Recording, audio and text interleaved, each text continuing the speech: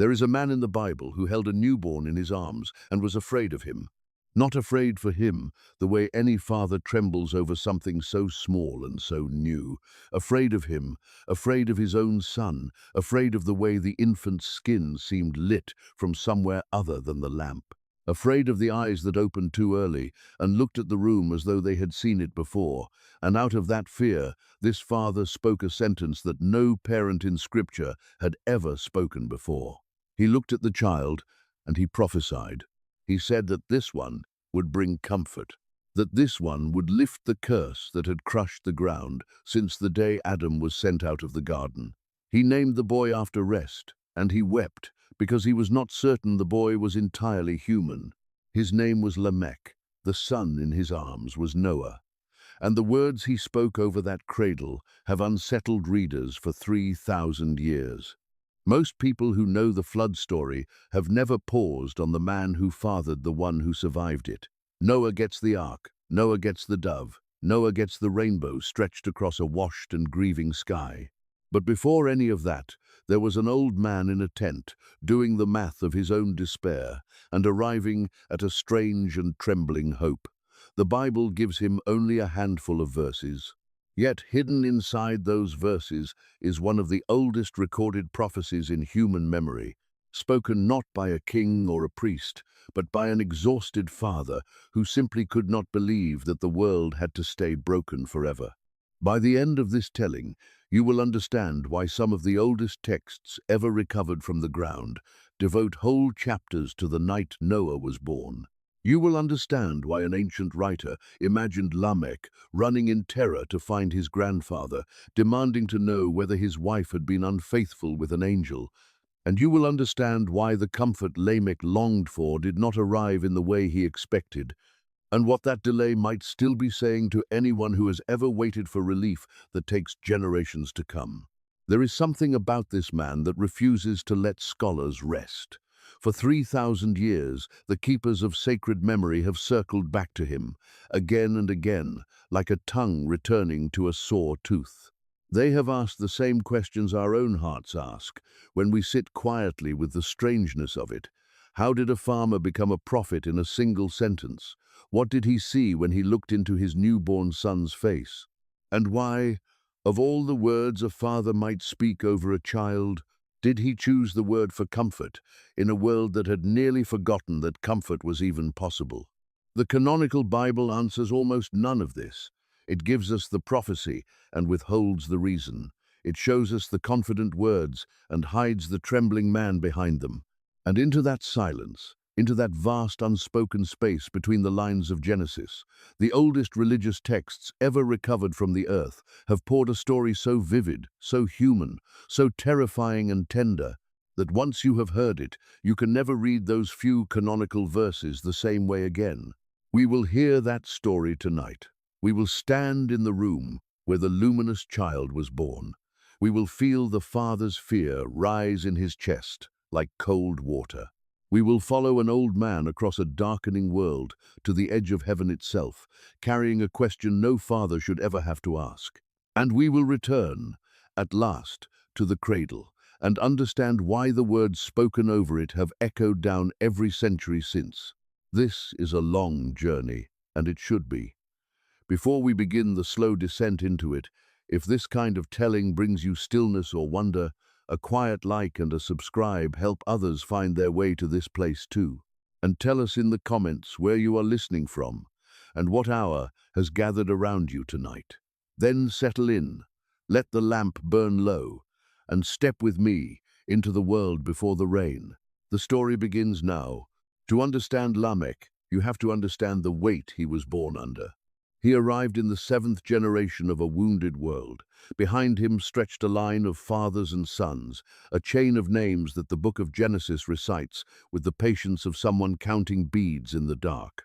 Adam, who had walked with God and then walked away from the garden. Seth, the son given to replace the one who had been murdered.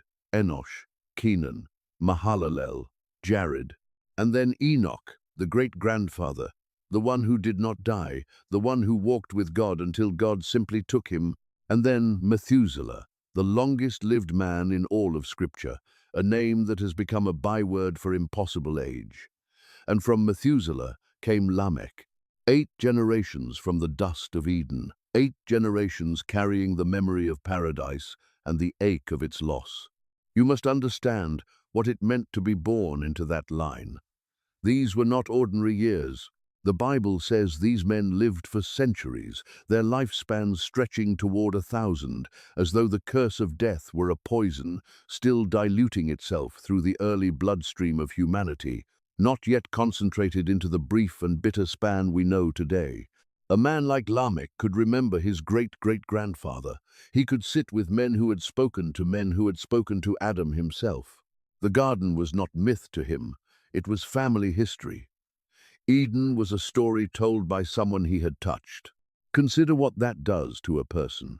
We, who live perhaps 70 or 80 years, hold the past at arm's length.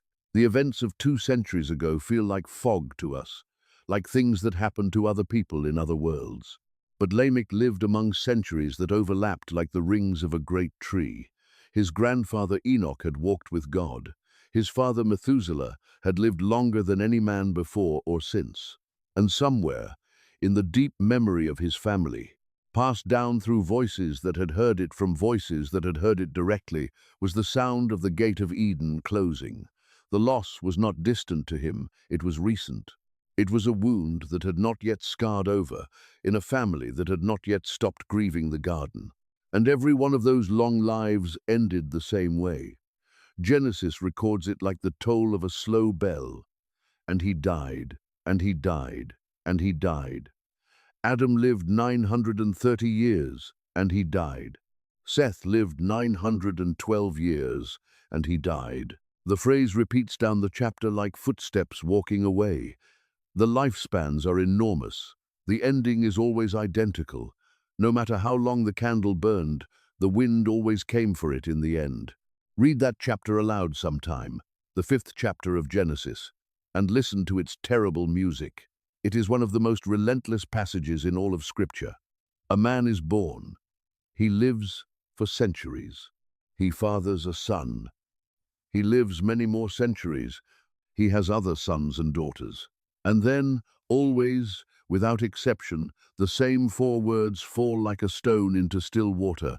And he died again. And he died again. The chapter is a drumbeat of mortality, a long procession of impossibly long lives, each one ending in exactly the same darkness. It is the genealogy of the curse. It is the family tree of death itself, written out generation by generation, so that no reader could ever mistake the central fact of the post-Eden world. However long you live, you die. However many sons you father, you die. However faithful, however wicked, however ordinary, you die. The bell tolls for every name on the list. And then, in the middle of that drumbeat, one name breaks the rhythm. One man, when his son is born, does not simply father and continue and eventually die. One man stops. One man speaks. One man, against the entire momentum of the chapter, against the relentless music of mortality, opens his mouth and prophesies comfort. That man is Lamech. And to understand the courage of what he said, you have to feel first the full weight of the silence he said it into. This was the world Lamech inherited, a world where men lived longer than empires and still could not escape the grave. A world where the ground itself had been cursed, where thorns came up uninvited and the harvest demanded sweat and grief in equal measure. The very soil remembered Eden and refused to give freely what it had once given without being asked.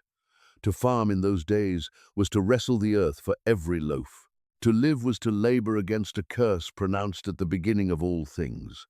And Lamech felt it. The text will tell us, in his own words, that he felt it more keenly than most. But there was another shadow over his cradle, one that the long genealogy in Genesis chapter 5 does not mention, because it has already been told 1 chapter earlier in a different voice. There was another Lamech. Few readers notice him. Fewer still understand why he matters. But before the Lamech who fathered Noah, before the man of hope, The book of Genesis records a Lamech who belonged to a different branch of the family entirely. A descendant not of righteous Seth, but of Cain, the Cain who killed his brother, the Cain who was marked and sent wandering. And down that cursed and exiled line came a man who shared our Lamech's exact name. And what did that other Lamech do with his life? He sang the world's first song of violence. We will come to him. We will stand in the doorway of his tent and hear the terrible boast he made to his two wives, a poem so dark and so revealing that it has been called the first murder ballad in human literature. Because to understand the hope of one Lamech, you must hear the despair of the other. Two men, the same name, the same generation of the world, standing at the fork of two roads. One descends into vengeance and pride and the multiplication of killing. The other lifts a child toward heaven and begs for comfort. The Bible places them deliberately side by side, like two paintings hung on opposite walls of the same room, and it wants you to look from one to the other and feel the distance between them. So here is where our journey begins, with an old man in the seventh or eighth generation of a broken world, carrying the memory of a lost garden, laboring under a curse that thorned the very ground, haunted by death that took even the longest lived among his kin, and shadowed by another man bearing his own name, who had chosen the path of blood. Into that world a child was born. And the father, against everything his eyes told him, against everything his weariness had taught him, opened his mouth and spoke of rest. What did he see in that cradle? What made an exhausted man suddenly prophesy? And why did the comfort he named take 10 generations and a flood, and the long unspooling of all of human history to fully arrive? To answer that, we have to go back further still. We have to understand the curse Lamech was trying to lift. We have to walk back through the gate of Eden and feel the weight of the words that first fell upon the ground. Long before Lamech, before the rain, before the giants, before the silence that would settle over the antediluvian world, there was a garden, and in that garden there was no labor that hurt. Try to imagine it. The earliest writers certainly did. They imagined a place where the rivers ran clear from a single source and divided into four, watering a world that did not yet know thirst. They imagined fruit that fell into the hand, trees that gave without being struck, a man and a woman who tended the ground not as combatants but as caretakers, walking in the cool of the day with the one who had shaped them from clay and breath.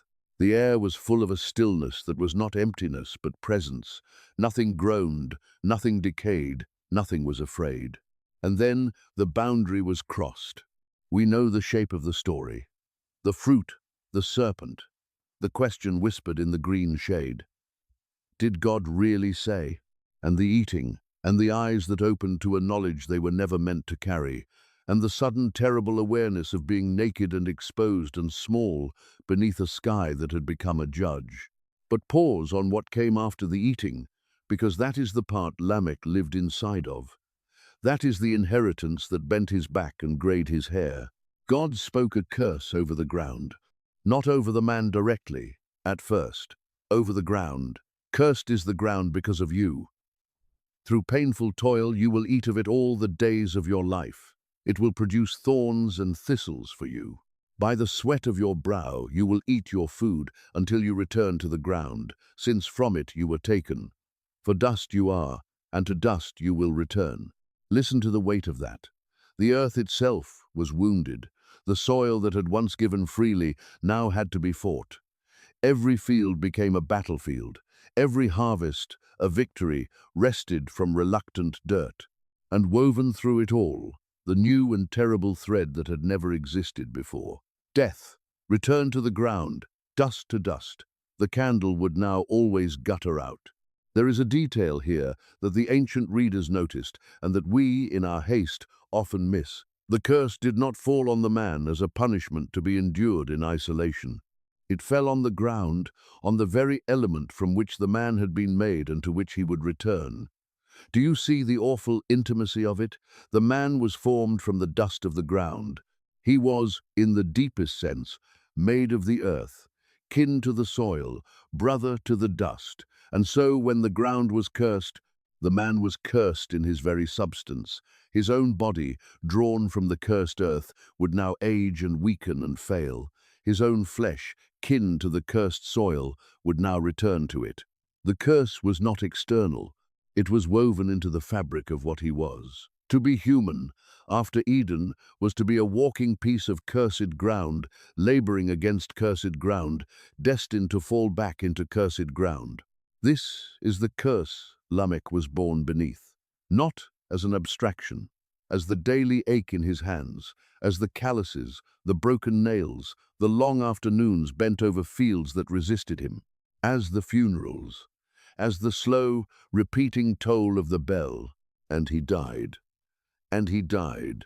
You and I, removed by thousands of years, read those words as ancient poetry.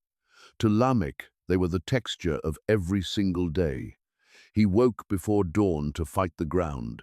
He labored through the heat to coax bread from soil that would rather grow thorns. He came home at dusk, with his back bent and his hands torn, and he lay down in the dark, and he knew that tomorrow he would rise and fight the same battle again, and the day after that, and every day, until the ground he fought finally claimed him. Century upon century of this.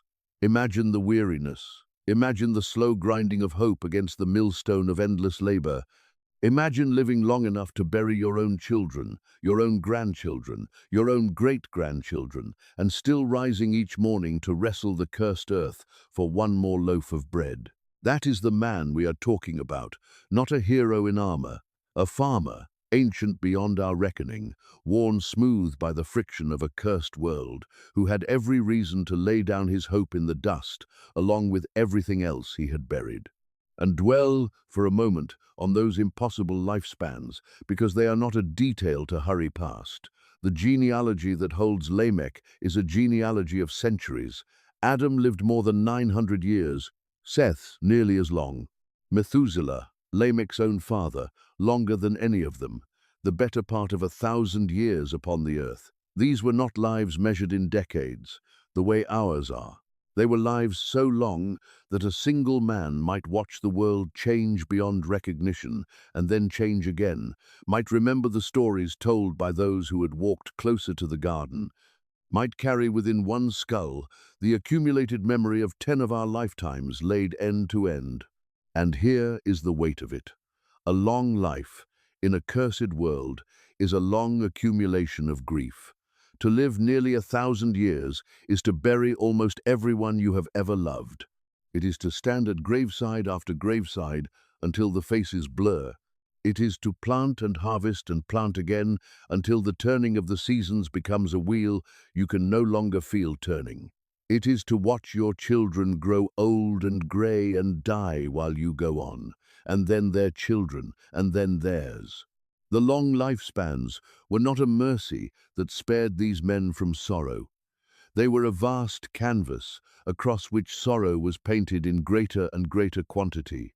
Every additional century was another century of fighting the ground, another century of funerals, another long stretch of the tolling bell. This is what the relentless refrain of the genealogy is really telling us. And he lived so many years, and he had sons and daughters, and he died. The lives were enormous, and the dying came all the same. The years piled up like grain in a storehouse, and at the end of every one of them stood the same dark door. Lamech was born into the late chapters of that long ledger, the inheritor of generations of accumulated weariness, a man whose very bloodline was a record of how long a human being could labor and grieve before the cursed ground finally took him back. And here is the detail that the storyteller must not let you miss, because it is the hidden seed of everything Lamech would later say. The curse on the ground was spoken because of human sin. The thorns were the fruit of disobedience. The sweat was the wage of the broken boundary, which means that anyone who longed to lift the curse was, whether he understood it or not, longing for something far larger than better farming. He was longing for the wound at the beginning of the world to be healed. He was longing for Eden back. Now hold that thought, and let us widen the view, because the curse on the ground was about to deepen.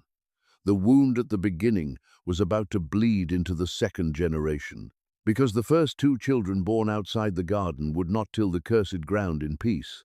One of them would water it with his brother's blood. Adam and Eve had sons. The first was Cain, the second was Abel. And here, the curse on the ground found a darker fulfillment than thorns. Cain, the farmer, brought an offering from the cursed soil. Abel, the shepherd, brought the firstborn of his flock.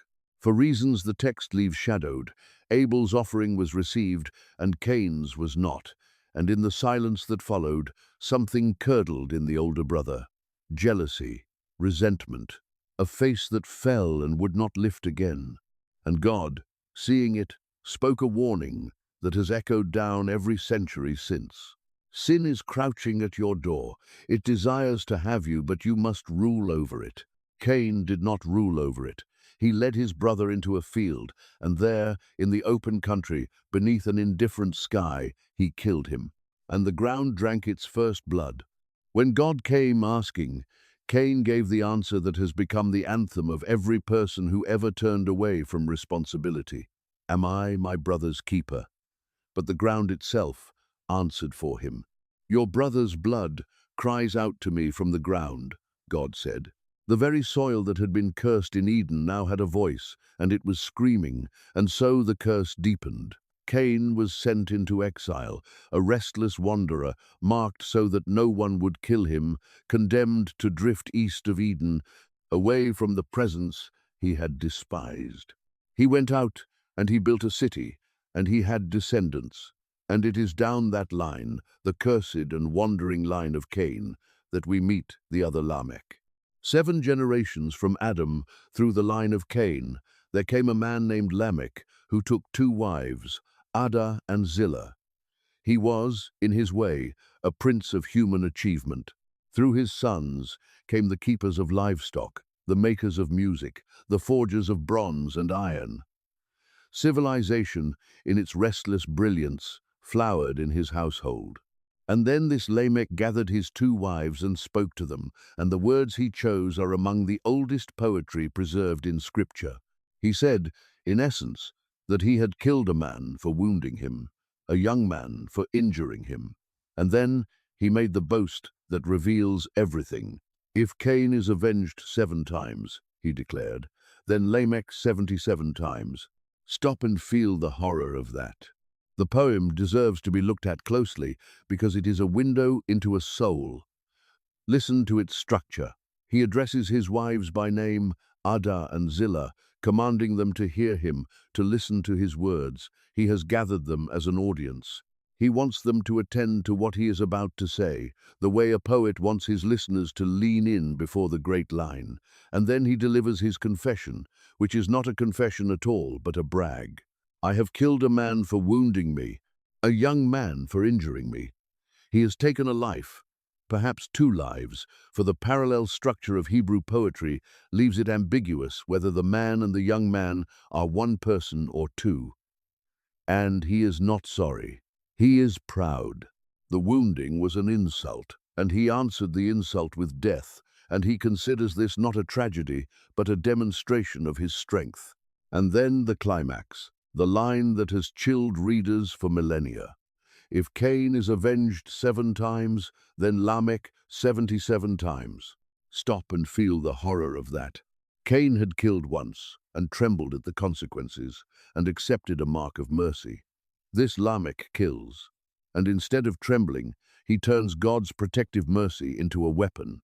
He takes the promise that vengeance against Cain would be 7-fold, a promise meant to restrain bloodshed, and he multiplies it 11-fold for himself, 77. He has become so proud, so hardened, so intoxicated with his own power that he sings about killing. He composes a poem in praise of his own violence and recites it to his wives like a love song. Think about what that number means. When God placed the mark on Cain, the 7-fold vengeance was not a license to kill but a fence against killing. It was a way of saying, the cycle of blood must stop, and if anyone breaks it by harming Cain, the consequence will be severe enough to deter them. The 7-fold vengeance was, in its strange way, an instrument of peace, a deterrent meant to hold back the flood of retaliation that human violence always threatens to unleash. It was mercy wearing the mask of severity, and this Lamech looks at that fence and tears it down. He looks at that instrument of peace and forges it into a sword. 77, he says, not a fence against my violence, but a multiplier of it. Not a deterrent, but a threat. He has taken the very thing God designed to limit bloodshed and turned it into a celebration of bloodshed without limit. This is the human heart, at its most corrupted, not merely doing evil, but taking the structures of mercy and bending them into engines of cruelty, calling violence strength, calling vengeance justice, calling murder a song worth singing to the people he loves. This is the curse on the ground, reaching full flower in the human heart. From thorns in the field to blood in the field, to a man who celebrates blood as if it were art. The first Lamech, the Lamech of Cain, is what humanity becomes when it makes peace with the curse, when it stops grieving the wound and starts profiting from it, when violence becomes not a tragedy to be mourned, but a strength to be boasted about. And notice the company this Lamech keeps in the text. His household is described as the birthplace of civilization. His sons are the fathers of those who keep livestock, the fathers of those who play the harp and flute, the fathers of those who forge tools of bronze and iron. There is genius in this family. There is art and music and metalwork and the domestication of animals. The line of Cain is brilliant. It builds cities. It makes beautiful things. It advances the arts of human life. And at the head of it all stands a man who sings about murder. This is one of the most unsettling things the ancient text quietly suggests. That brilliance and brutality can grow on the same branch. That a civilization can produce harps and swords in the same generation, music and murder from the same household.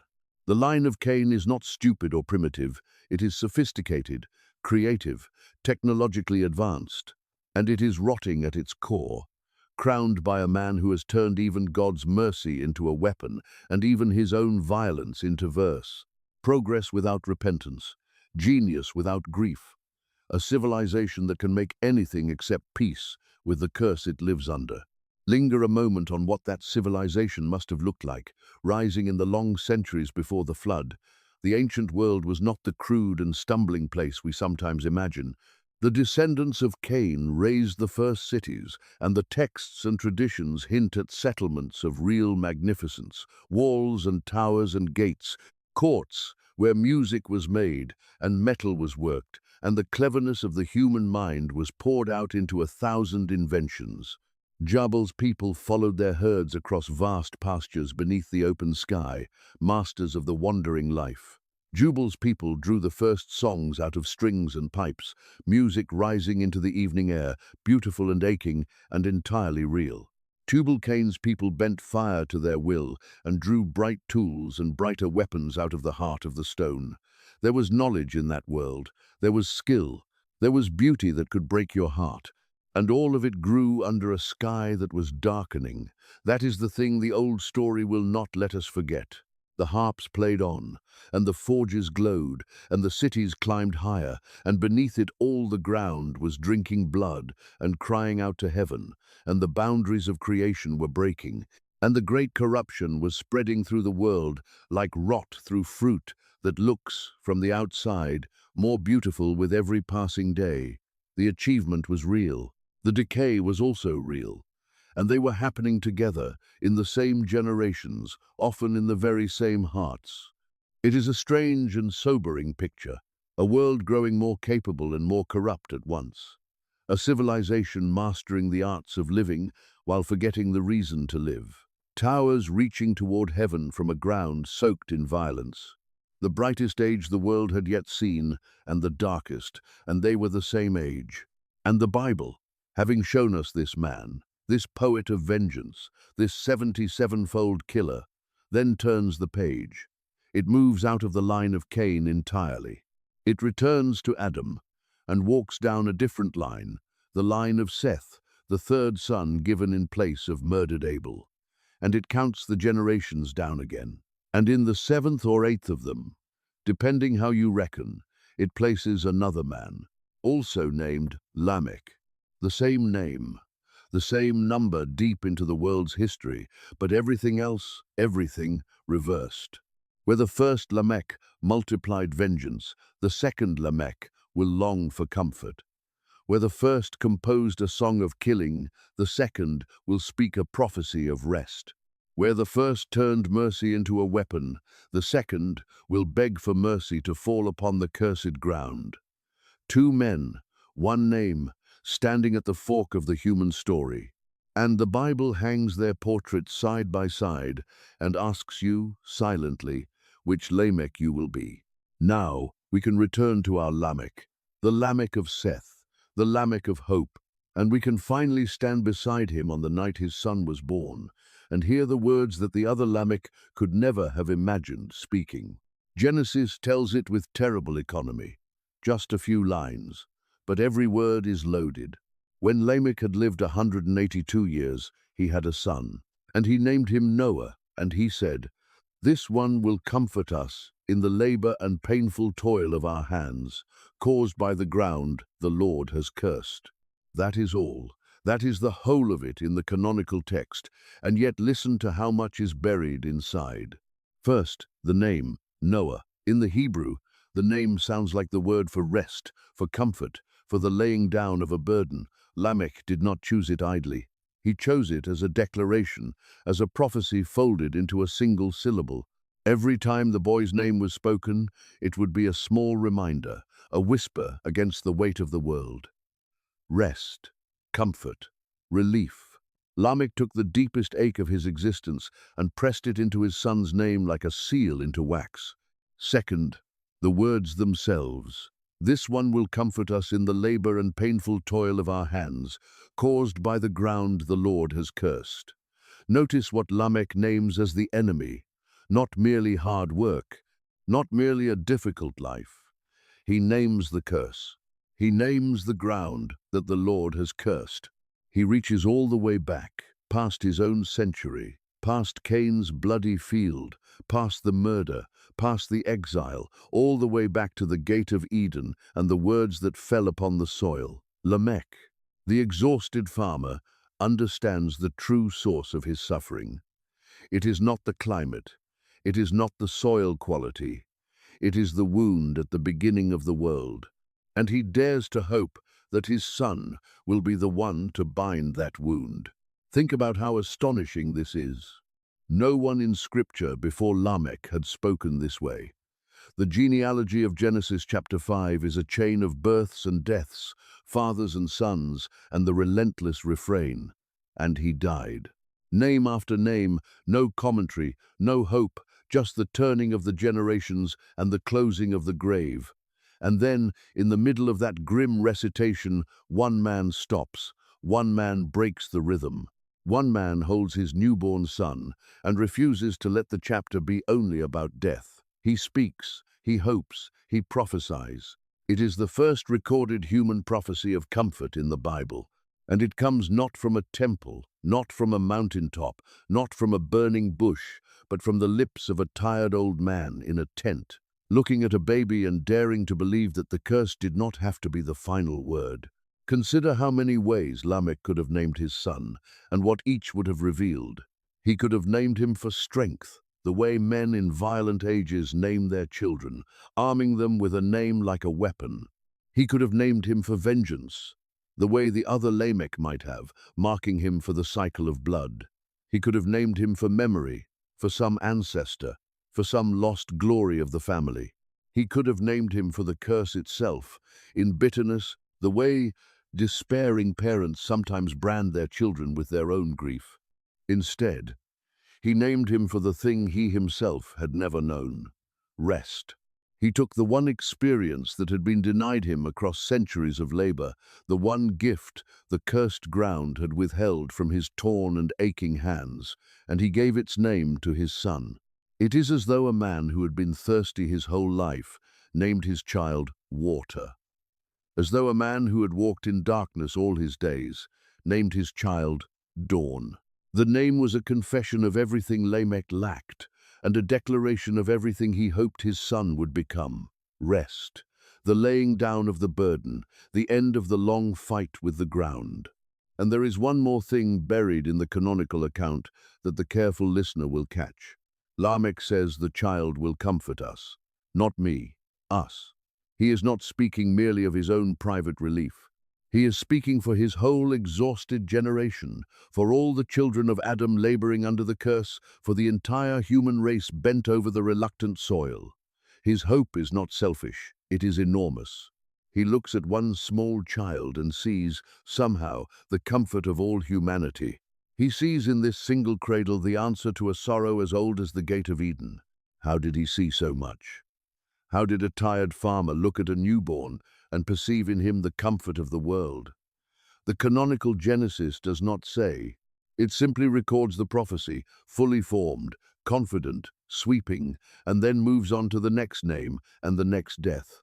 But the question hangs in the air, unanswered, demanding a reply. But here is where the canonical account ends, and here is where the older, stranger texts begin to whisper. Because the canonical Genesis tells us what Lamech said, it does not tell us why he was so certain. It does not tell us what he saw. And ancient readers, poring over these verses thousands of years ago, asked the obvious question: how did Lamech know? What made an ordinary father suddenly burst into prophecy over a cradle?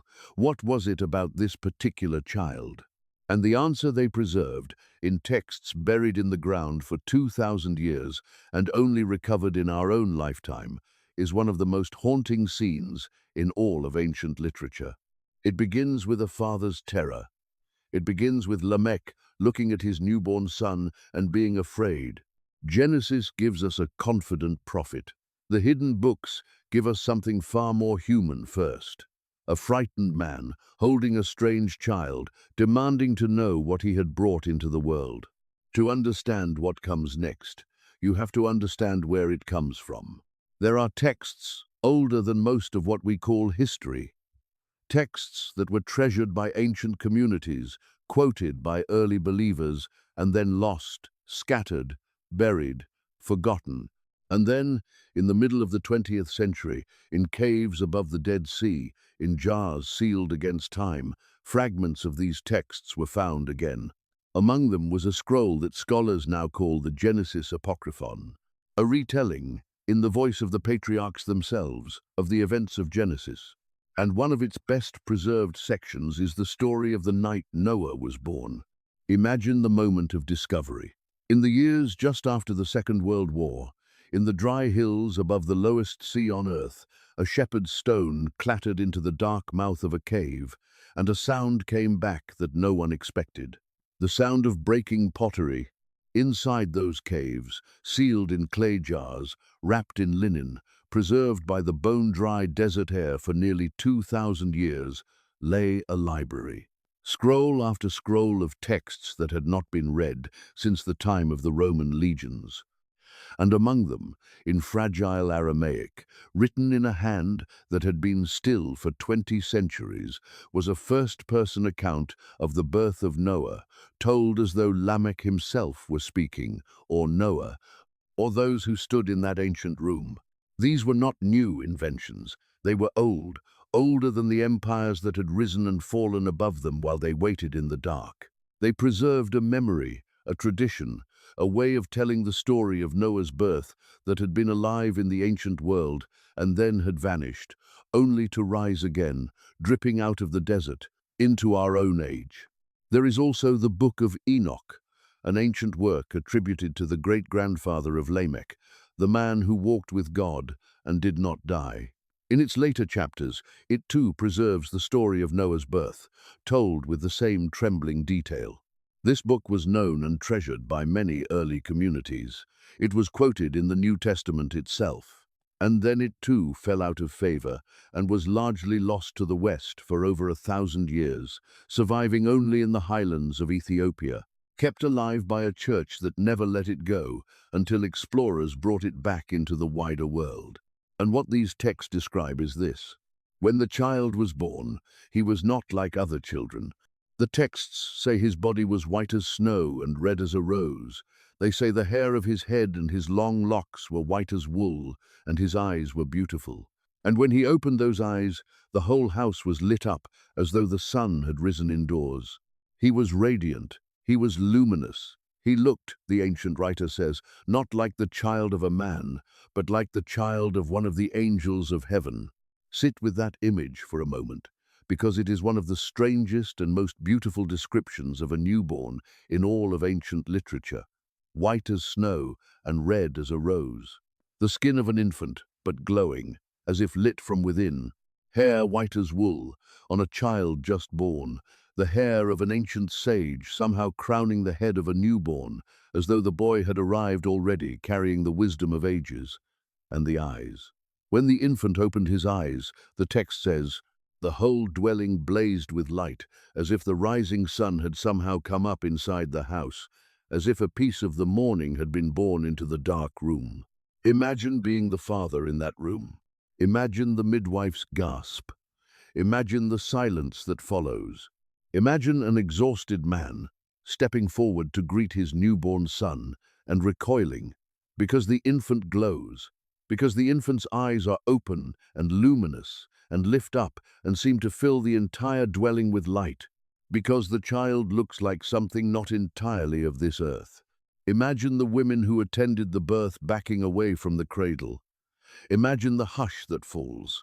Imagine the way the light from the child's eyes flickers across the faces of everyone in the room, and the way each face turns slowly toward Lamech, waiting for the father to speak, waiting for him to name what has just been born into their midst.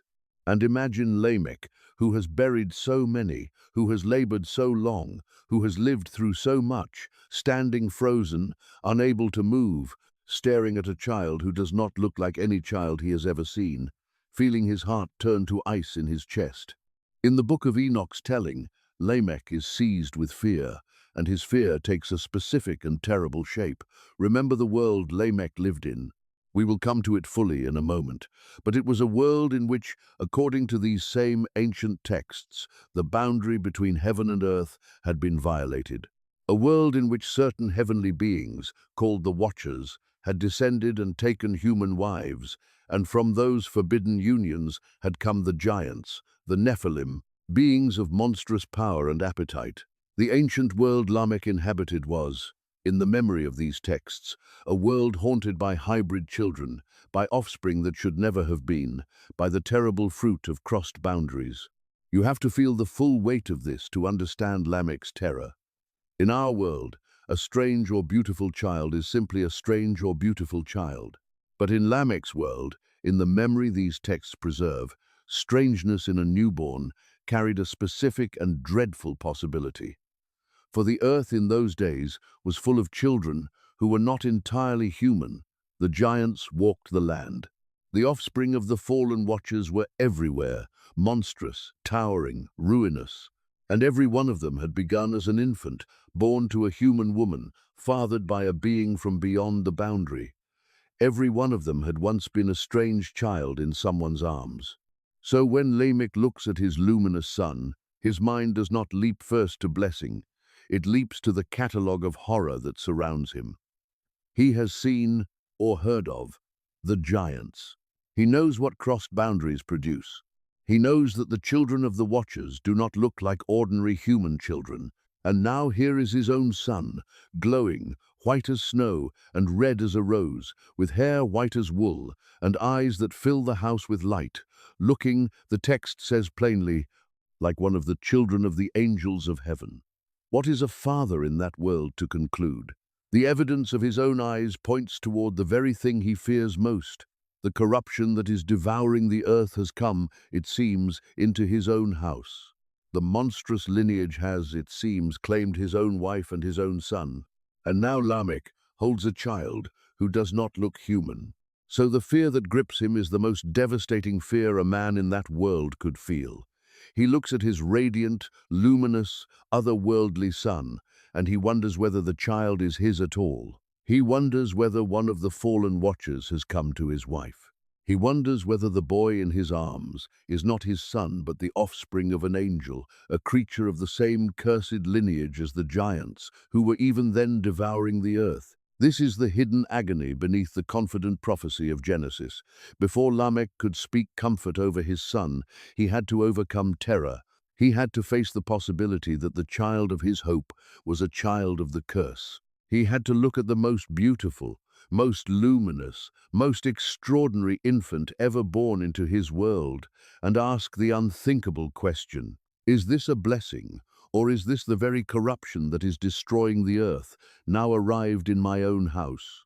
The book of Enoch puts the words in his mouth. He goes to his own father, Methuselah, in dread, and he says, in essence, I have begotten a strange son. He is not like a human being, but resembles the children of the angels of heaven. His nature is different. He is not like us. His eyes are like the rays of the sun, and his countenance is glorious. And I fear, Lamech says, that he was not begotten by me, but by the angels. And in the Genesis Apocryphon, the scroll recovered from the desert, there is a scene even more intimate, even more painful, that Genesis never gives us. Before Lamech goes to his father, he confronts his wife. Her name, the ancient text preserves, was Bitenosh, and Lamech comes to her with his terror and his suspicion naked on his face. He accuses her, or nearly accuses her, in the way that fear makes men cruel to the ones they love. He demands that she tell him the truth. He wants to know whether the child is his. He wants to know whether one of the heavenly beings, one of the watchers, one of the fallen ones, who had been taking human wives across the whole earth, has come to her in secret. The luminous child has filled his heart with the most poisonous of doubts, and he turns that doubt upon his own wife. And Bitenosh answers him. The scroll preserves her reply, and it is one of the most remarkable moments in all of this ancient literature, because it gives a voice to a woman that the canonical Bible leaves entirely silent. She does not cower. She does not merely deny. She reminds him. She appeals to the intimacy they have shared, to the truth of their own marriage bed, to the memory they hold in common. She swears to him, by the great Holy One, by the King of all the heavens, that the seed is his, that the child is his, that no stranger, no watcher, no son of heaven has touched her. The child came from him. She knows it in her body. She remembers the moment of conception, and she begs him to set aside his cruel suspicion and believe her. It is a scene of startling humanity. A husband consumed by fear, lashing out with the worst accusation a husband can make. A wife, wounded and proud and certain, defending the truth of her own faithfulness and the legitimacy of her own son. Two people in a dark room with a glowing child between them, the whole weight of a corrupt and boundary-crossing world pressing down on their marriage, each of them trying to hold on to the truth in the midst of terror. The Bible gives us none of this. The desert gave it back to us. After 2,000 years of silence, the voice of Bitenosh swearing to her frightened husband that their son was truly theirs. But even her oath was not enough to fully quiet Lamech's heart. The child was too strange, the light was too bright, the world was too full of monstrous births for any father to simply take his wife's word and rest easy. And so Lamech does what frightened people in every age do. He goes to find someone wiser. He goes to find someone older. He goes to find the one man who might know the truth. But Methuselah does not know. And so Methuselah goes to find the one man who truly does. He goes on a journey to the ends of the earth to seek out his own father, the one who walks with God, the one who did not die, the one who, the texts say, dwells now among the angels and knows the secrets of heaven. He goes to find Enoch, and the answer Enoch gives will turn Lamech's terror into prophecy. Picture the journey. An old man, Methuselah, the longest-lived of all the patriarchs, setting out across a darkening world to find his vanished father.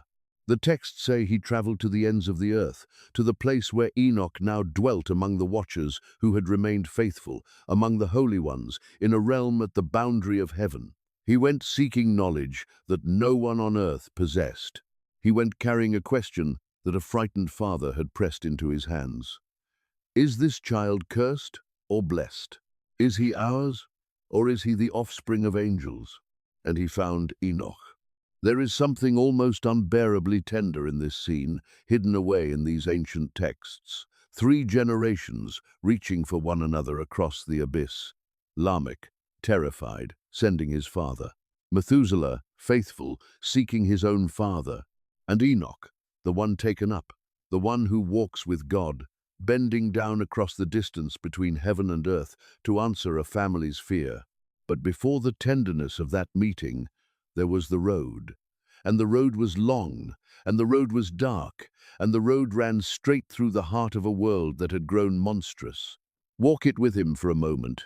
Feel the weight of what it meant to cross that country.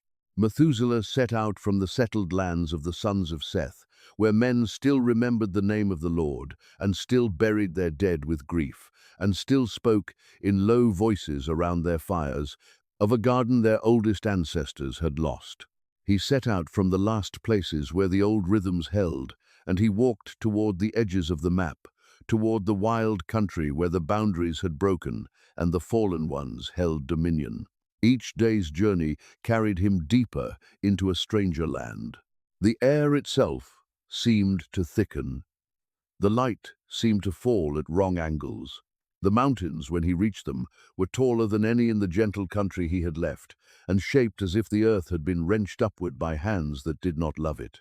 He passed, the old traditions suggest, through the lands where the giants walked, and there is no describing what that meant for a single old man crossing the wilderness on foot. The Nephilim were not men. They towered. The texts strain for measures large enough to hold them, and the measures break. They were the offspring of the union that should never have been. The children of heaven and earth mingled in a way the Creator had never intended, and they had inherited the worst of both their parentages and the mercy of neither. They ate until the land could feed them no longer. They turned upon the beasts, and then upon one another, and then upon every living thing that moved. A man crossing their country walked small and quiet, and prayed not to be seen. Picture the nights on that journey. An old man, the oldest man who would ever live, lying still in the cleft of a rock, with his cloak pulled over him, listening to the dark. And the dark was not empty. The dark was full of sounds that did not belong to any animal he could name. Far-off bellowing that shook dust from the stones. The crack of great trees broken like reeds, and underneath it all, the thing the ancient texts insist upon, again and again, the sound of the earth itself crying out. For the traditions say the ground had begun to groan beneath the weight of the bloodshed it was forced to drink, that the very soil lifted a voice of complaint to heaven, that creation was sick to its foundations with the violence pressed into it. Methuselah lay in the dark and heard the world itself grieving. And still he walked on, because a frightened son had pressed a question into his hands, and there was only one place in all the world where the answer could be found. The further he went, the thinner the boundary became. The texts describe the ends of the earth, not as we would think of them, not as mere distance, but as a threshold, a place where the ordinary world wears away and the deeper realities show through. The rivers there ran from sources no man had seen. The winds carried voices, and the light, when he finally drew near to the place where Enoch dwelt, was not the light of the sun at all, but something older and clearer. The light that had shone before the lamps of heaven was set in their courses. He had walked out of the dying world and up to the very porch of the world that does not die. Consider the strangeness of who Methuselah was seeking. Enoch had not died. The Bible says it in words that have puzzled and amazed readers for thousands of years. Enoch walked faithfully with God, and then he was no more, because God took him away. He did not die like the others. The relentless refrain of Genesis chapter 5, and he died, breaks for exactly one man, and that man is Enoch. The text does not say he died. It says God took him. He walked so closely with the divine that one day he simply crossed over, body and soul, into the presence he had been walking toward his whole life. And so, Methuselah is not seeking a grave.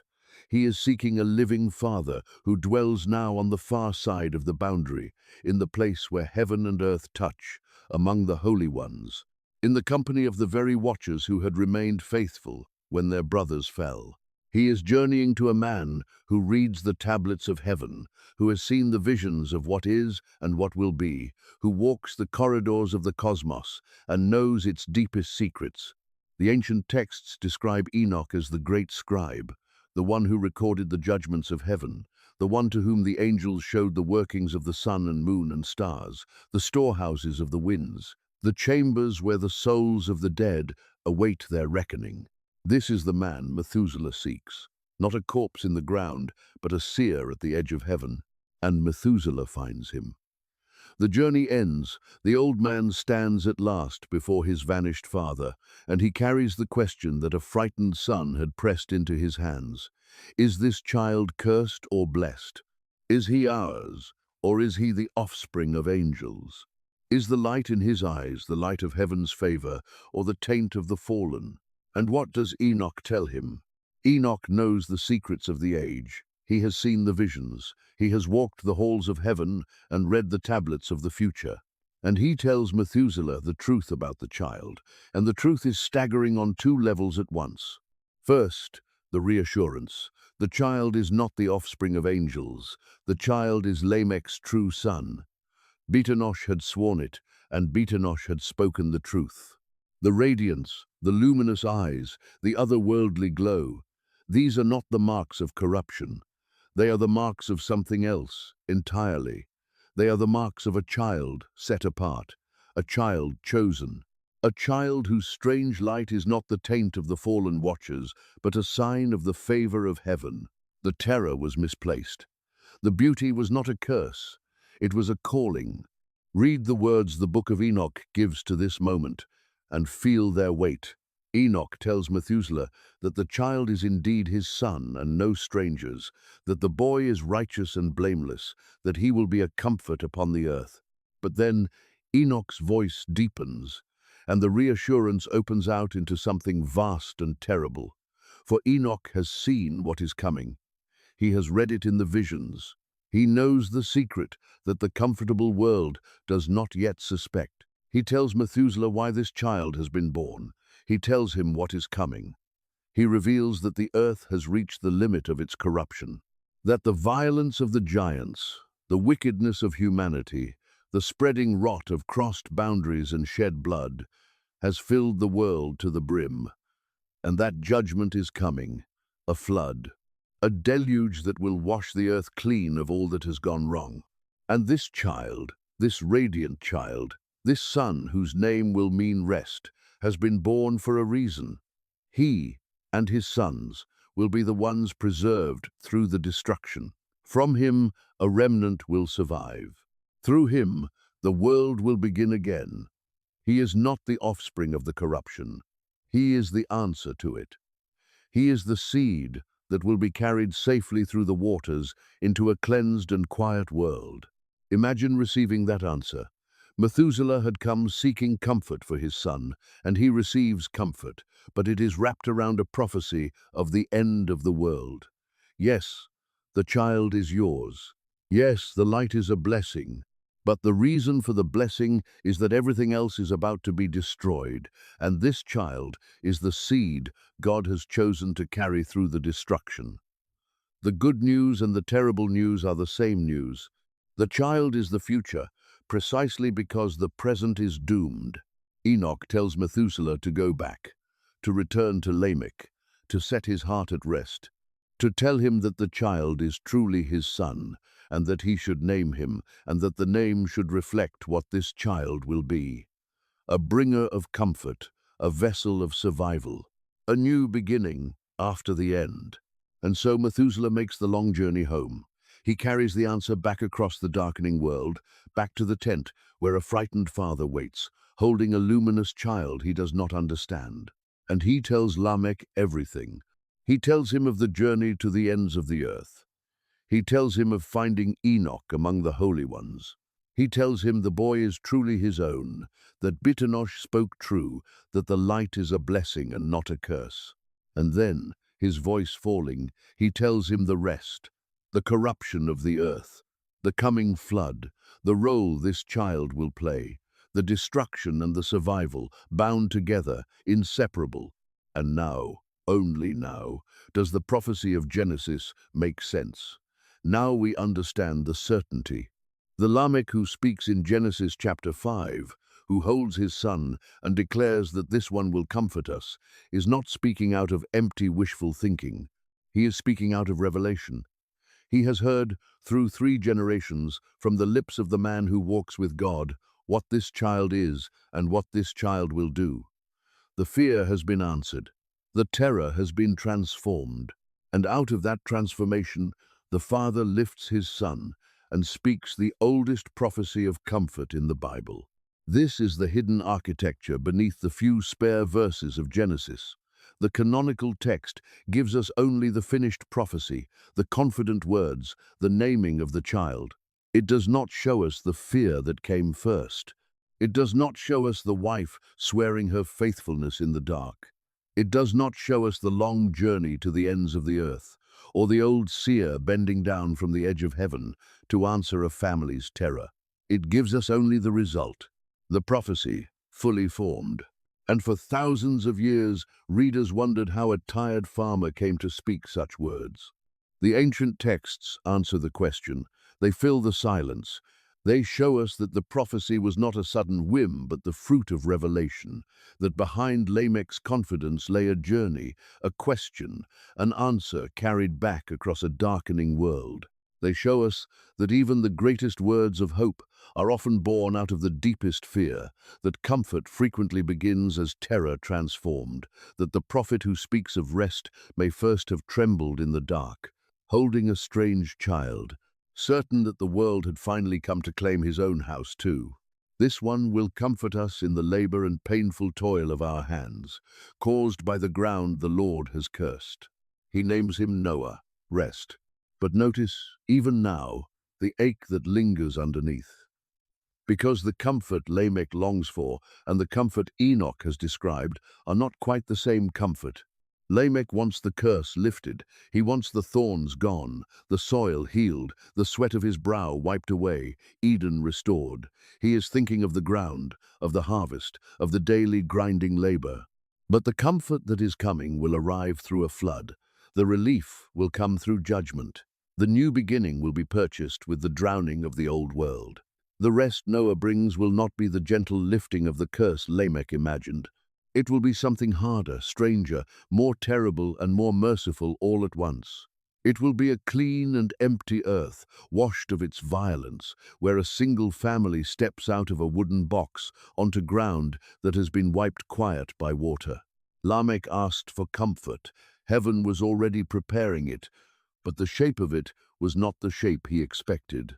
Now, before we follow that comfort to its strange fulfillment, we have to understand the darkness it was meant to answer. We have to understand the world that had grown so corrupt that the only mercy left was to wash it away. But first, pause with me over the names themselves, because there is a prophecy hidden in them, older even than the words Lamech spoke over the cradle. The ancient readers loved names. They believed that names carried meaning, that they were not arbitrary labels but compressed truths, prophecies folded into a few syllables. And the names in this part of the family tree, when you unfold them, tell a story of their own. Begin with Methuselah, the grandfather, the longest-lived man who ever walked the earth. His name has long fascinated those who study these texts, because hidden inside it, many have heard an ominous meaning.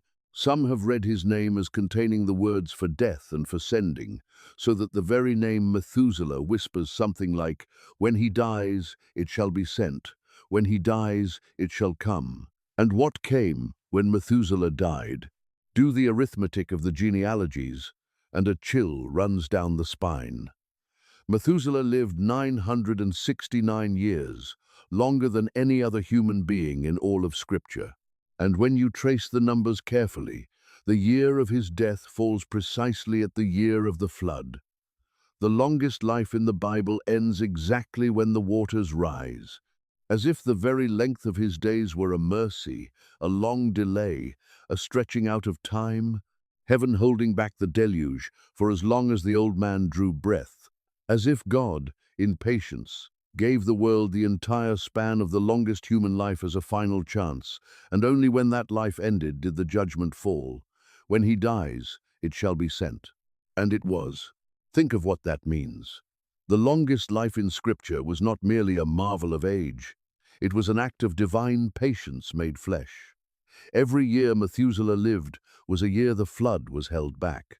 Every birthday was another reprieve for a doomed world. The old man's heartbeat was the measure of God's mercy, and the world had until his last breath to turn. 969 years of grace embodied in a single long-lived man, until at last the patience ran out and the deep broke open. And then there is Lamech. The name is shadowed, uncertain, harder to unfold than the others.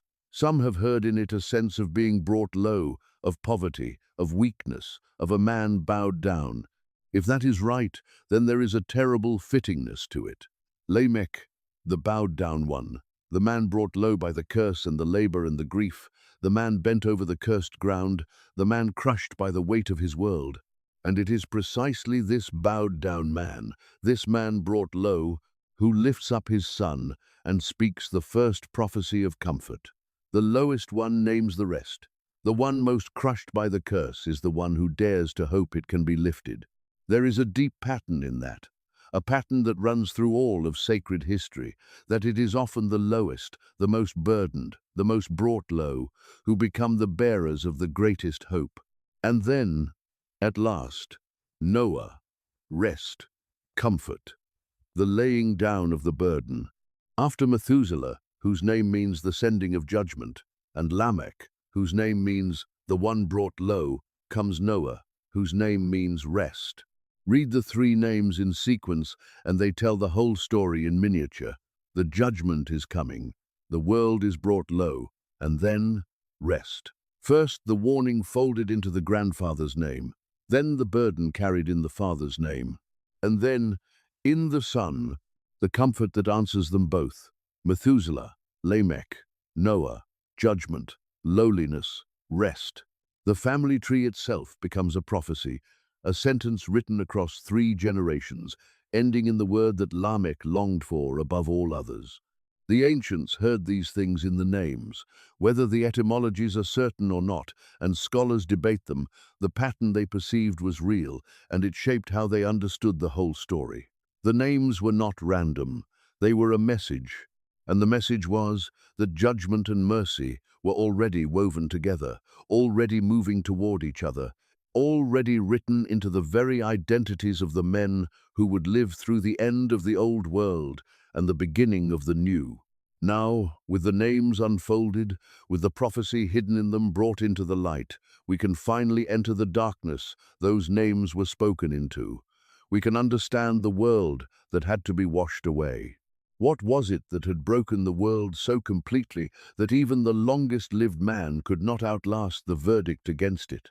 The book of Genesis says it in a few dense and mysterious verses, and then the ancient texts open those verses into vast and terrible vistas. Genesis says that when human beings began to multiply on the earth, the sons of God saw that the daughters of humanity were beautiful, and they took as wives any they chose.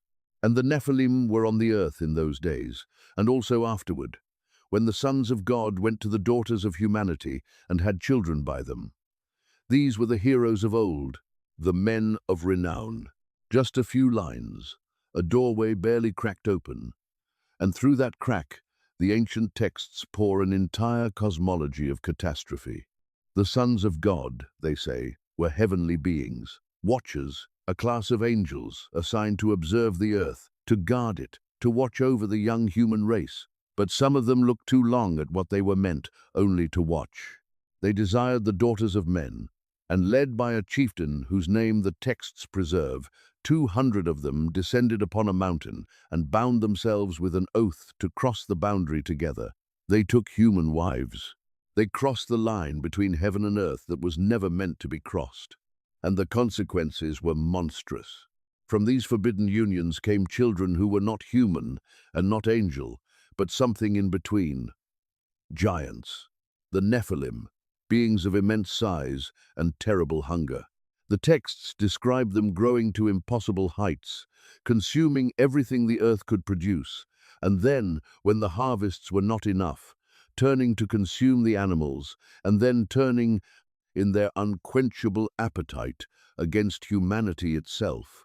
The earth groaned beneath them.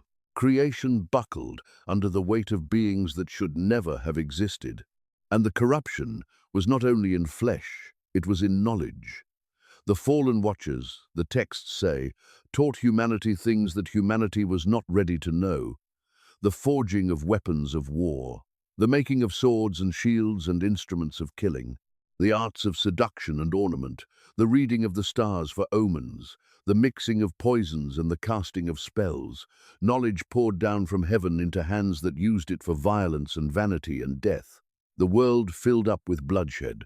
The ground, already cursed, already crying out from the blood of Abel, now drank an ocean of blood. The Book of Enoch is specific about this, and the specificity is haunting.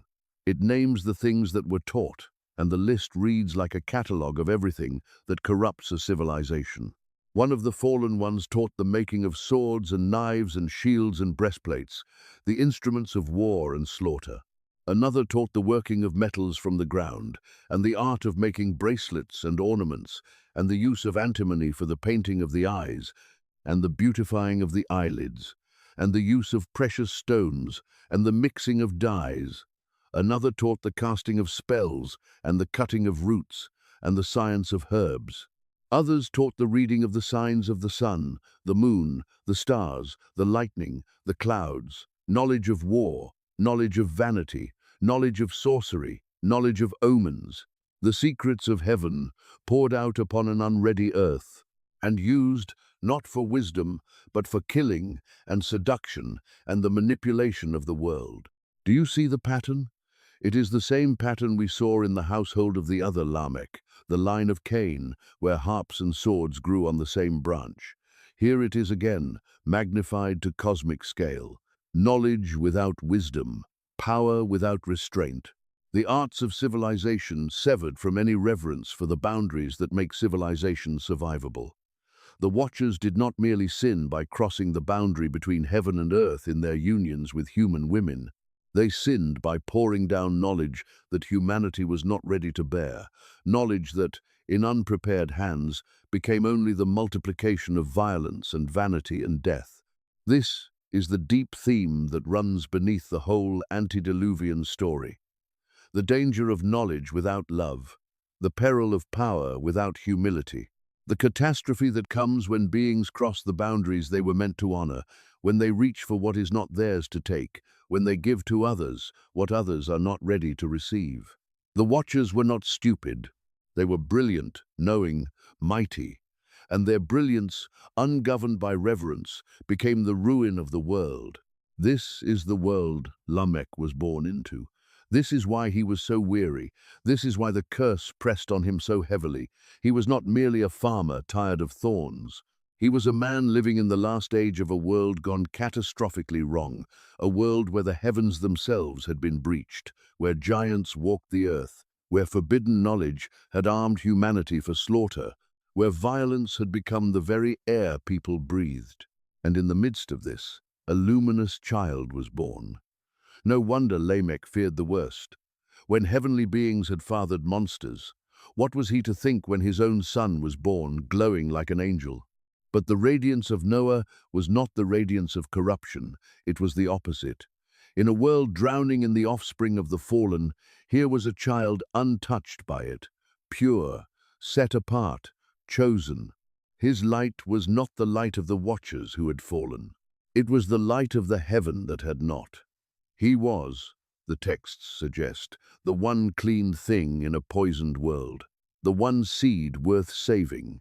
And heaven looked upon the earth, and the verdict was reached.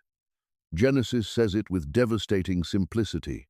The Lord saw how great the wickedness of the human race had become on the earth, and that every inclination of the thoughts of the human heart was only evil all the time. And the Lord regretted that he had made human beings on the earth, and his heart was deeply troubled. Pause on that. The grief of God. Not the rage of a tyrant, but the sorrow of a maker watching what he made destroy itself. The Lord regretted. His heart was deeply troubled.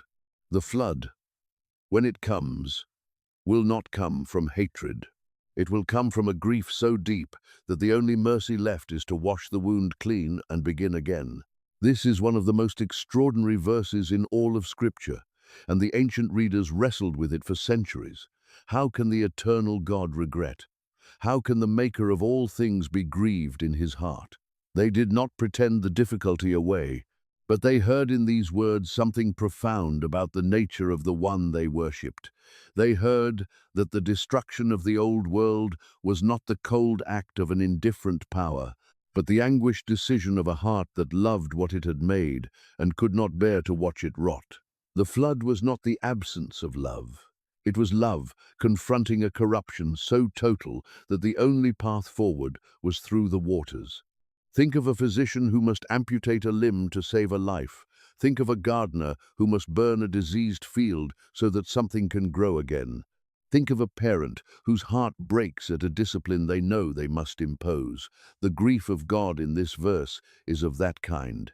The corruption had spread so far, the violence had filled the earth so completely, the boundary-crossing rot of the fallen watchers and their monstrous offspring had so thoroughly poisoned the world that there was no longer any healing short of cleansing, and the cleansing grieved the very one who decreed it. The Lord regretted. His heart was deeply troubled. Even the judgment was soaked in sorrow, and there was one man in whom heaven found a reason to begin. Genesis says it, and the words fall like light into the darkness. But Noah found favor in the eyes of the Lord. In the midst of all that grief, all that corruption, all that necessary and sorrowful judgment, there was one bright point. One man, one family, one luminous child grown to righteous manhood, in whom the heart of heaven found a reason not to end the human story, but to carry it through. The flood was grief, but Noah was hope. The destruction was sorrow, but the survival was mercy, and the two were held together, inseparable, in the same divine heart that grieved over the old world and chose, in love, to preserve a seed of the new.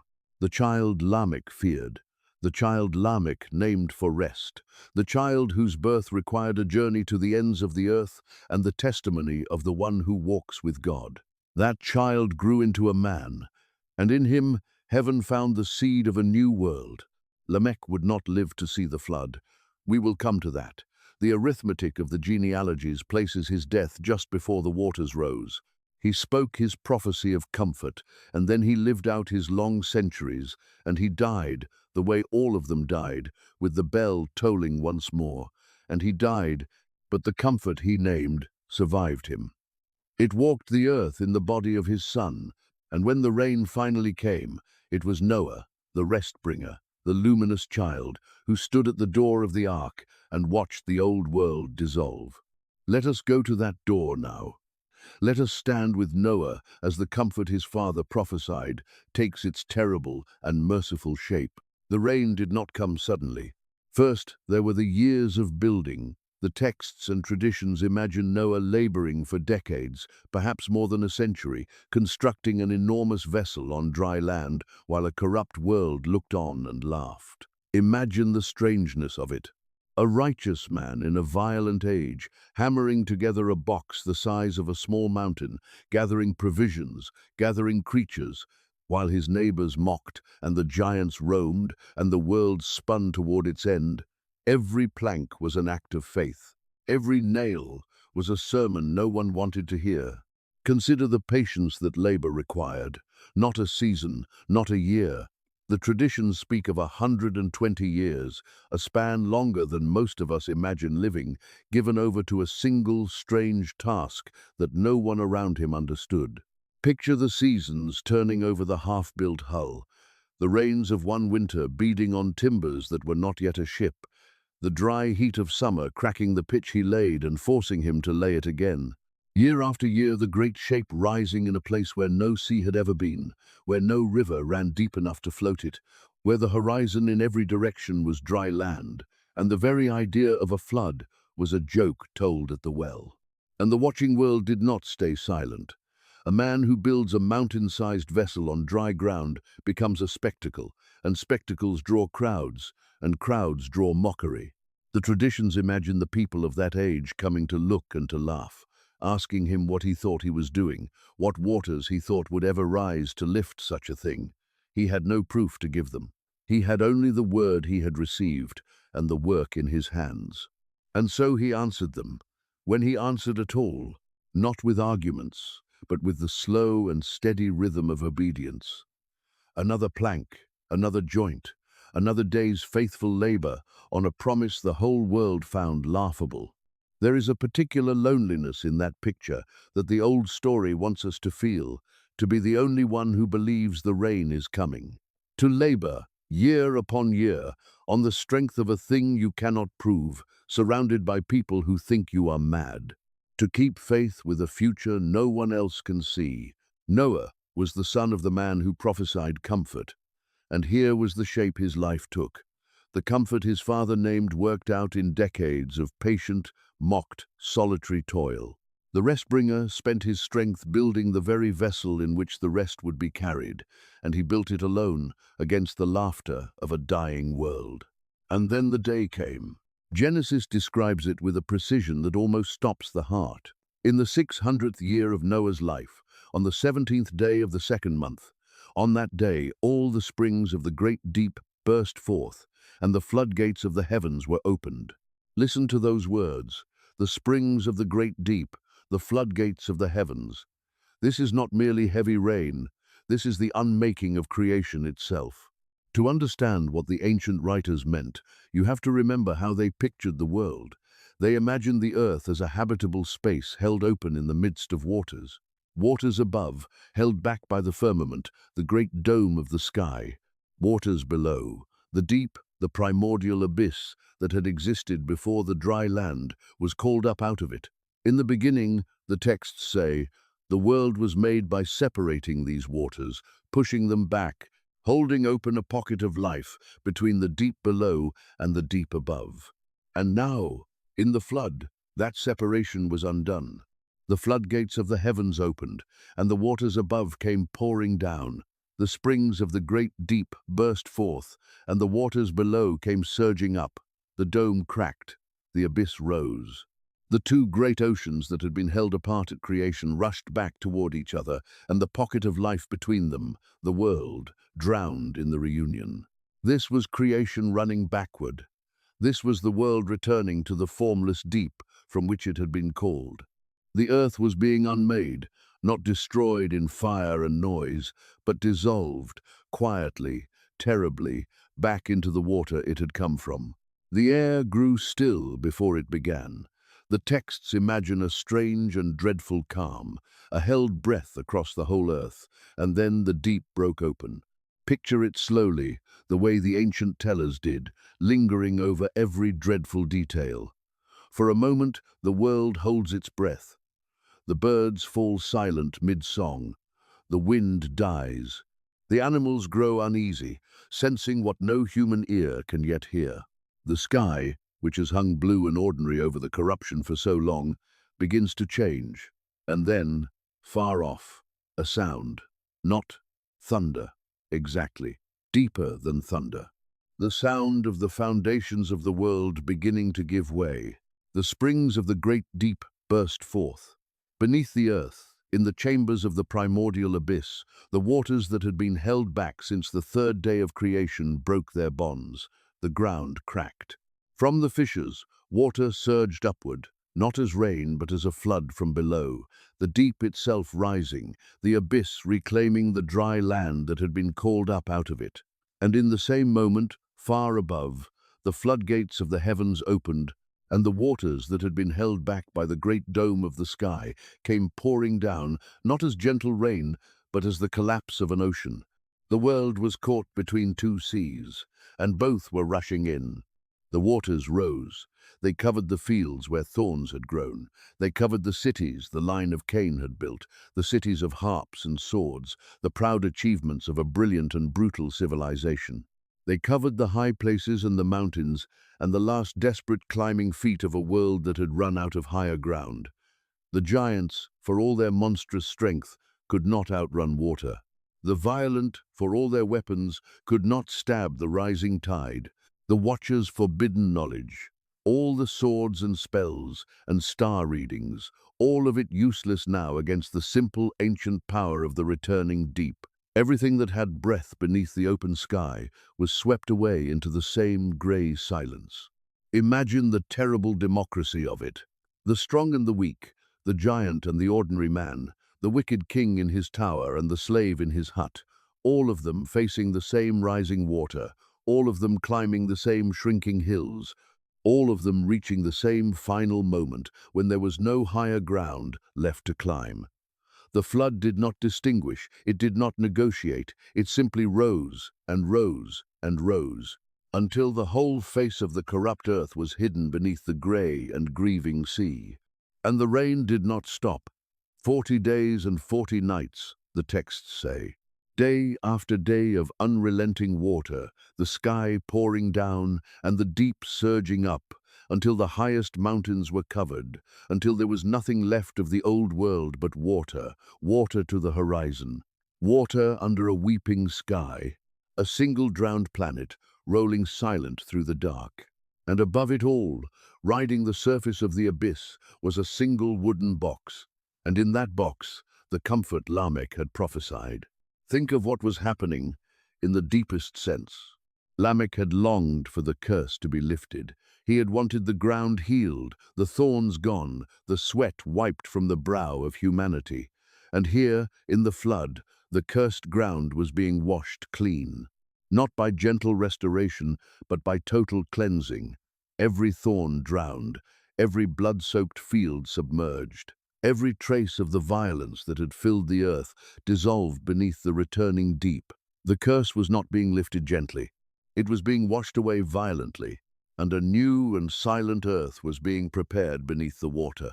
This was the comfort. This was the rest. Not the easy relief Lamech had imagined, but a harder and stranger mercy. The old world had grown too corrupt to heal, so it was unmade and remade, and the seed of the new world floated above the drowning of the old. The rain fell for 40 days and 40 nights. And then the texts say something that we must not rush past. God remembered Noah. What a phrase! In the midst of the unmaking of the world, in the silence above the abyss, God remembered. Not as if he had forgotten, but in the way Scripture uses the word, meaning that God turned toward, God acted, God moved to fulfill his purpose. The comfort Lamech had named was not abandoned on the face of the deep. It was held in the mind of heaven. God remembered Noah and all the creatures with him, and he sent a wind over the earth, and the waters began to recede. The springs of the deep closed. The floodgates of heaven shut. The dome was mended. The two oceans drew apart once more, and the dry land began, slowly, to lift its face out of the water, the way it had on the third day of creation. The world was being made again. The pocket of life was being reopened, and in the middle of it, settling at last upon a mountain, came to rest the box that carried the future. It came to rest, Noah. The name his father had spoken in hope had become the shape of the whole event. The vessel of comfort came to rest upon the mountains. And then, after the resting, came the slow and patient waiting for the world to dry, and the sending out of the birds, and the long-watched horizon, and at last the small grey dove returning through the evening air. But before the dove, before the leaf, there were the long days inside the box, and we should not pass over them, because they too are part of the comfort, and they too speak to anyone who has ever waited in the dark for the waters to recede. Imagine the inside of the ark. It is dark. There is one window, the texts say, one opening near the top, and through it comes only grey light and the endless sound of rain. The vessel rolls on the surface of a drowned world. There is no land in any direction. There is no horizon but water. There is nothing to do but wait, and tend the animals, and listen to the rain, and feel the great wooden box rise and fall on the back of the deep, for days, for weeks, for months. The Bible gives the numbers, and they are long. The waters rose and prevailed for 150 days. The ark floated through a world without landmarks, without seasons, without any sign that the judgment would ever end. Inside, a single family and a remnant of every living thing, sealed in the dark, carried on the waters, waiting. Think of what that waiting must have been. The old world was gone. Everyone they had known outside the ark was gone. Every place they had walked, every field they had farmed, every familiar hill and stream and tree, all of it drowned beneath the grey sea. They were the last of everything. The sole survivors of a vanished world, shut in a wooden box, floating through an unbroken ocean, with no way of knowing when or whether it would ever end. And yet they were safe. That is the strange and tender thing. In the midst of the unmaking of the world, inside that dark and rolling box, they were held. The waters that destroyed everything outside could not reach them inside. The judgment that drowned the corrupt world became, for those within the ark, the very thing that carried them above it. The same flood that was death to the old world was deliverance to the new. They rode the judgment like a road. They floated on the very waters that were washing the world clean. This is the heart of the comfort Lamech named, though he never saw it. Comfort is not the absence of the flood. Comfort is being carried safely through it. Lamech had longed for the curse to be lifted, for the waters never to rise, for the world to be gently made right. But the comfort that came was deeper and stranger than that. It was not the prevention of the storm. It was preservation through the storm. It was a box in the dark, rising and falling on the back of the deep, holding the seed of the future safe while the old world dissolved. And then God remembered Noah. What a phrase! In the midst of the unmaking of the world, in the silence above the abyss, God remembered. Not as if he had forgotten, but in the way Scripture uses the word, meaning that God turned toward, God acted, God moved to fulfill his purpose. The comfort Lamech had named was not abandoned on the face of the deep. It was held in the mind of heaven. God remembered Noah and all the creatures with him, and he sent a wind over the earth, and the waters began to recede. There is a tradition, preserved in the ancient retellings, that gives a fuller shape to the years that followed, drawing on the book called Jubilees and other ancient sources. It tells of the slow draining of the waters, the long wait for the land to dry, the careful patience with which Noah waited for heaven's signal before opening the door. He did not rush out the moment the rain stopped. He waited. He sent the raven, and the raven flew back and forth over the waters and did not return to rest. He sent the dove, and the first time she found no place to set her foot and came back to the ark, and Noah reached out his hand and took her in. He waited 7 more days. He sent her again. And this time she returned in the evening with a freshly plucked olive leaf in her beak, and Noah knew that the waters had receded from the earth. A green leaf, the first soft sign of a healed world. After the unmaking, after the silence, after the drowning of all that had gone wrong, a single leaf, carried in the beak of a small grey bird, to a man whose name meant rest. Lamech did not see it, but it was his prophecy coming true. It was the comfort he had named, arriving at last, in a form he could never have imagined, carried on the wings of a dove to the door of his luminous son. What became of the father? We must say something about Lamech's own end, because it is woven, by the careful arithmetic of Genesis, right into the edge of the flood itself. The genealogy gives the numbers, and the numbers tell a quiet story. Lamech lived 182 years, and then he fathered Noah. After that, he lived many more centuries, and he had other sons and daughters, and the whole span of his life came to 777 years. And then, the chapter says, in the way it says of all of them, and he died. 777 years. It is hard not to hear an echo. The other Lamech, the Lamech of Cain, had boasted of vengeance 77-fold, and our Lamech, the Lamech of Seth, the Lamech of hope, lives 777 years. Whether by design or by the deep patterning of these ancient texts, the number that the violent Lamech turned into a threat becomes, for the faithful Lamech, the measure of a long life lived in longing for comfort. The same digits. One a curse hurled at the world, the other a lifespan spent waiting for the world to be healed. And if you do the arithmetic of the generations, something poignant emerges. Lamech dies just a few years before the flood begins. He lives long enough to father the one who will survive. He lives long enough to speak the prophecy. He lives long enough to watch his luminous son grow into a righteous man. But he does not live to see the rain. He does not live to see the comfort arrive. He dies in the last shadows of the old world, before the waters rise, with the prophecy still unfulfilled upon his lips. There is something almost universal in that.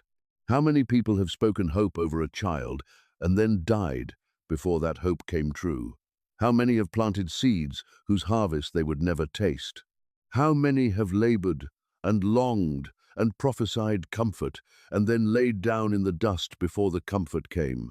Lamech is the father of everyone who has ever hoped for a future they would not live to see. He named the rest. He believed in the rest. And then he went to his own rest, in the grave. Before the rest he named ever touched the earth. There is a particular grief in the timing of it, and the ancient readers felt it keenly. He came so close. He lived long enough to father the survivor. He lived long enough to watch the luminous child grow into a righteous man. He may well have lived long enough to see Noah begin the great work, the gathering of timber, the slow rising of the impossible vessel on the dry land. But he did not live to see the rain. He closed his eyes for the last time while the old world was still standing, still wicked, still full of giants and violence, the curse still heavy on the ground, the comfort still only a word he had spoken over a cradle long ago. He died in the dark, before the dawn he had prophesied. And yet, is there not a strange dignity in that? To die in faith, holding a hope you will not see fulfilled, trusting that the word you spoke was true, even though you will not live to watch it come to pass. There is a kind of greatness in it that has nothing to do with conquest or achievement. It is the greatness of the one who plants a tree knowing he will never sit in its shade. The greatness of the one who builds for a future he will not inhabit. The greatness of the one who speaks comfort into the darkness, and then lies down in that darkness still, trusting that the comfort is coming, even for those who will not be there to receive it. And yet his prophecy did not fail. It simply outlived him. The comfort came, on schedule, in the fullness of heaven's timing, carried by the Son he had named. Lamech did not need to be present for his words to be true. He only needed to speak them, and believe them, and pass them on. There is a kind of faith in that which is almost unbearable in its quietness. To hope for something you will not see, to name a comfort that will arrive after you are gone, to trust that the rest is coming, even as you lay your own weary body down in the cursed ground, waiting for the very deliverance you proclaimed. Lamech is the patron of the long wait, and the long wait, as we will see, did not end with Noah at all. Here is the strangest turn in the whole story. Here is the thing the ancient readers wrestled with, and the thing that gives Lamech's prophecy its haunting power. The comfort did not last. Noah stepped out of the ark onto a washed and silent earth. He built an altar, he offered worship, and heaven made a covenant with him, hanging a rainbow in the clouds, as a promise that the waters would never again unmake the world. For a moment, it seemed the curse was broken. The violent had been swept away. The giants were gone. The earth was clean. A single righteous family stood at the dawn of a new creation. And surely now, surely, the comfort Lamech prophesied had fully come. But the curse, it turned out, had not been in the ground only. It had been in the human heart. And the human heart had floated through the flood, safe and dry, inside the ark. Noah planted a vineyard, he made wine. And one terrible evening, the rest-bringer, the luminous child, the survivor of the flood, drank too much and lay uncovered and shamed in his tent, and the old fractures of the human family broke open again in the very next generation. Sin had not drowned. It had been carried through the waters in the hearts of the only people left alive. The new world, within a generation, began to look like the old. Sit with the heartbreak of that scene, because the ancient readers certainly did. Here is Noah, the most righteous man of his age, the one whom heaven chose, the one whose birth required a journey to the ends of the earth, the one whose name means rest. He has survived the end of the world. He has stepped out onto a cleansed and quiet earth. He has received the covenant, the rainbow, the promise. And what is one of the first things the new world records about him? That he planted a vineyard, and drank of its wine, and became drunk, and lay exposed in his tent, and that shame entered his household, and that a curse was spoken once again, this time by Noah himself, upon one of his own descendants. The rest-bringer falls, the one named for comfort knows shame. The survivor of the flood discovers, in his own tent, in his own heart, in his own family, that the thing the flood was meant to wash away had floated through it after all, safe and dry, inside him. This is one of the most quietly devastating turns in all of Scripture, because it tells us, unmistakably, that the flood did not solve the deepest problem. The waters could drown the giants. They could wash away the violent. They could cleanse the cursed ground of the blood that had soaked it. But they could not reach the one place where the true corruption lived. They could not wash the human heart. And so the human heart, carried safely through the judgment in the bodies of the 8 survivors, brought the old sickness into the new world, and within a single generation the symptoms returned, and the genealogies resume, and the refrain returns, and men live their long lives and have their sons, and the dark thread runs on. Babel, scattering, the slow recorruption of everything. The comfort Lamech named had come, truly come, but it had not been enough. The flood washed the earth, but it could not wash the soul. This is the ache at the center of Lamech's prophecy. He longed for the curse to be lifted, and he named a son to lift it, and that son did bring comfort, did preserve the world, did carry humanity through the deep. But the deepest curse, the curse in the heart, the curse that made even rescued humanity stumble again into shame and violence, that curse Noah could not lift. The rest he brought was real, but it was partial. It was a rest from the giants, a rest from the violence of the old world, a rest from the corruption of the fallen watchers. But it was not yet the final rest. It was not yet Eden restored. And perhaps Lamech, had he lived to see it, would not have been entirely surprised. For he himself had felt the curse, not merely in the ground, but in the marrow of his being. He had carried the weariness in his own bones, the grief in his own heart, the fear in his own breast. He knew, better than most, that the curse was not only in the soil, it was in the man.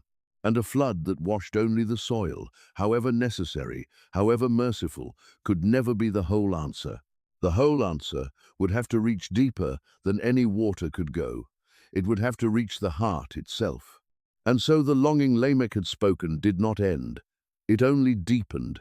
It passed down through the generations like a flame handed from torch to torch. The hope for comfort. The hope for one who would lift the curse. The hope for true and final rest.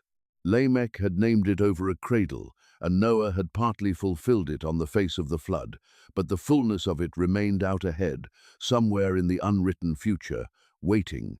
The ancient readers, the early communities who treasured these texts, came to see Lamech's prophecy as something far larger than the story of one flood.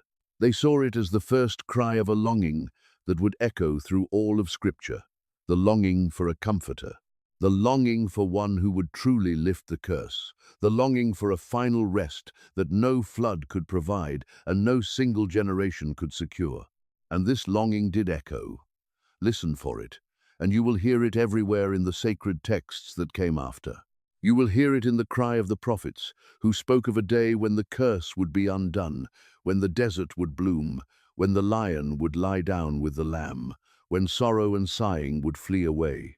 You will hear it in the songs of the poets, who longed for the comfort of a people who cried out from the depths and waited for the morning.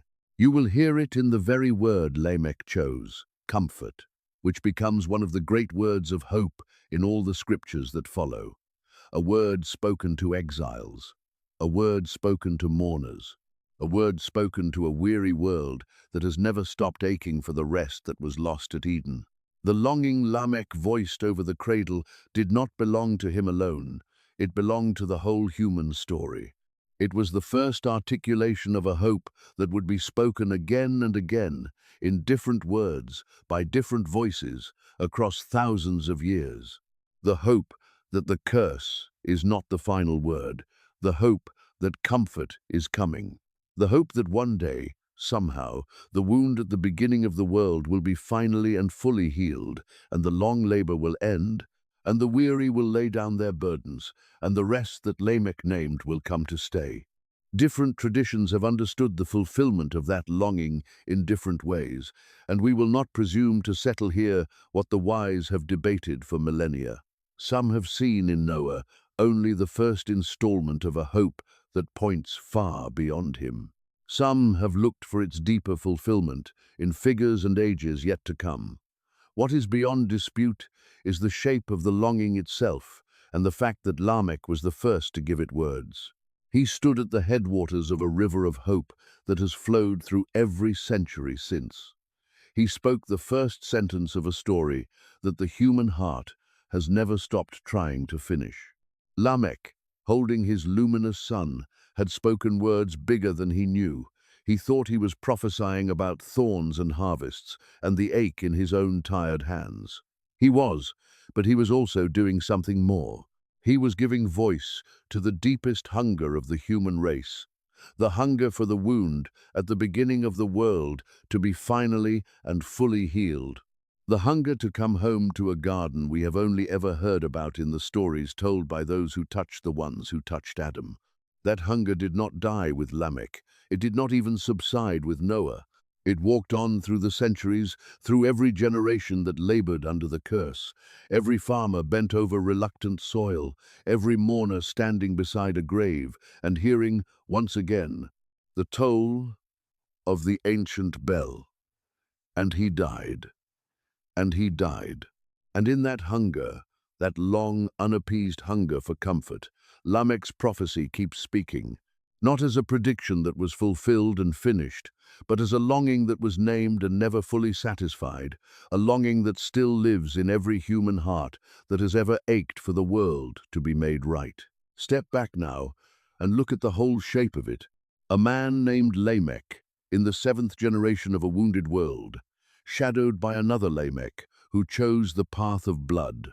Born beneath a curse pronounced at the gate of Eden, a curse that thorned the ground and salted every harvest with sweat and grief. Living in the last and darkest age of the old world, when heavenly beings had fallen and giants walked the earth and violence had filled creation to the brim, two men, the same name, standing at the fork of the human story. We should not forget the other one, even now, even at the end, because his shadow gives our Lamech his meaning. The other Lamech, the Lamech of Cain, had every advantage. He came from the brilliant line, the line of cities and harps and bronze.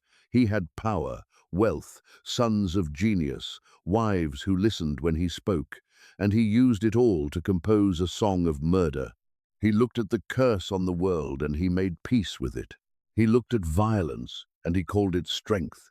He looked at God's mercy and he forged it into a weapon. He is what a human being becomes when he stops grieving the wound and starts profiting from it. And our Lamech, the Lamech of Seth, had every disadvantage. He came from the quieter line, the line that simply lived and labored and died. He had no cities, no songs of conquest, no boasts to make. He had only the cursed ground and his torn hands, and his long grief, and a world full of monsters. And out of that poverty, out of that lowliness, Out of that bowed-down weariness, he lifted a child toward heaven and spoke the first prophecy of comfort the world had ever heard. Here's what a human being becomes when he refuses to make peace with the curse, when he keeps grieving the wound, when he keeps hoping against everything that it can be healed. The Bible hangs their two portraits side by side and asks you, silently, across 3,000 years, which Lamech you will be. The one who sings about blood, or the one who whispers about rest. The one who makes peace with the broken world, or the one who keeps aching for it to be made right. The one who turns mercy into a weapon, or the one who begs for mercy to fall upon the cursed ground. It is, in the end, the oldest choice there is, and every generation makes it again. And into that darkness, a child, luminous, otherworldly, so strange that his own father feared he was the offspring of angels, so radiant that a journey had to be made to the ends of the earth, to the one who walks with God, to learn the truth of what he was. And the truth was that he was not a child of the corruption, but the answer to it, the one clean seed, the one chosen to be carried through the unmaking of the world, and a father's terror transformed by revelation into prophecy. A weary man lifting his son and daring to speak against all the evidence of his exhausting life, of comfort, of rest, of the lifting of the curse. The first such words in all of Scripture, a single voice breaking the relentless rhythm of birth and death, refusing to let the chapter be only about the grave. And then the comfort, arriving in a shape no one expected, not the gentle healing of the ground, but the violent washing of the whole earth, the deep breaking open, the waters above and the waters below rushing back together, creation running backward into the abyss, and then, by the mercy of a God who grieved, lifting its face out of the water once more. A dove, a green leaf, a box come to rest upon a mountain. The comfort Lamech named, fulfilled in his son, carried through the flood. And then the ache, the discovery that the comfort, real as it was not yet enough, that the curse in the heart survived the flood, that the longing Lamech voiced was bigger than any single rescue, that it pointed beyond Noah, beyond the flood, beyond the whole antediluvian world, toward a final comfort, still waiting somewhere in the unwritten future. This is why the oldest texts could not stop telling the story of the night Noah was born, why they imagined the radiant child and the frightened father and the long journey to Enoch, why they lingered over a scene that the canonical Genesis dispatches in a single verse, because they understood that something enormous was buried in those few words. The first human prophecy of comfort, the first naming of the longing that would drive all of sacred history, the first cry from the lips of a tired old man that the curse did not have to be the final word. And here is the thing that should give you pause, listening tonight, wherever you are, at whatever hour has gathered around you. You live downstream of Lamech's longing. Every time you have ached for the world to be made right, you have echoed him. Every time you have stood beside a grave and felt the wrongness of death in your bones, you have felt what he felt. Every time you have looked at the brokenness of things, the violence, the sorrow, the thorned and salted ground of human life, and refused to believe that it has to stay this way forever, you have spoken, in your own heart, the prophecy of Lamech. This one will comfort us. The curse will not have the last word. Rest is coming. Think of how often you have done this without knowing it. The parent leaning over a sleeping child, daring to hope for a better world for them than the one you were given. The mourner at the graveside, feeling in the very marrow of grief that death is an intruder, a wrongness, a thing that should not be. The weary worker at the end of a long and grinding day, longing for a rest deeper than sleep. The one who looks at the suffering of the world and cannot, will not, accept that this is simply how it must be. Every one of these is Lamech. Every one of these is a tired human being refusing to make peace with the curse. Every one of these is the ancient prophecy, spoken again, in a new voice, in a new age, over a new cradle, or a new grave, or a new and weary heart. We are all in a sense, holding a cradle and daring to hope. We are all naming a comfort we have not yet seen.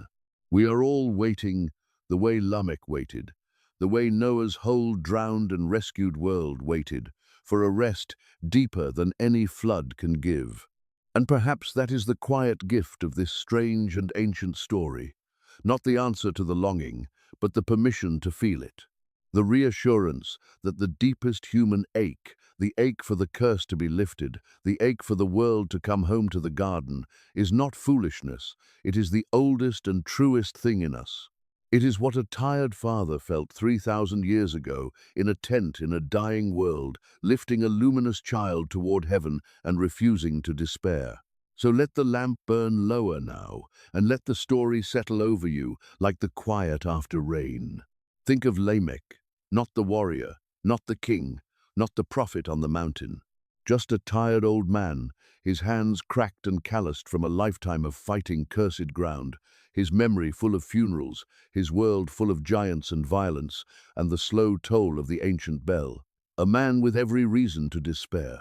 A man who had every excuse to become the other Lamech, the one who made peace with the curse and turned it into a weapon and sang about blood. But he didn't.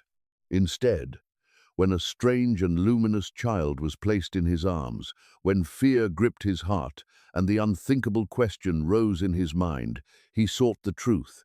He waited for the answer to come back across the darkening world. And when it came, when he learned that the child was a blessing and not a curse, a seed and not a corruption, he opened his mouth and he spoke hope. He named the boy for rest. He prophesied comfort. He refused, in the last age of a doomed world, to let death have the only word. And though he died before the rain, though he never saw the dove or the green leaf or the box come to rest upon the mountain, his words came true. The comfort came.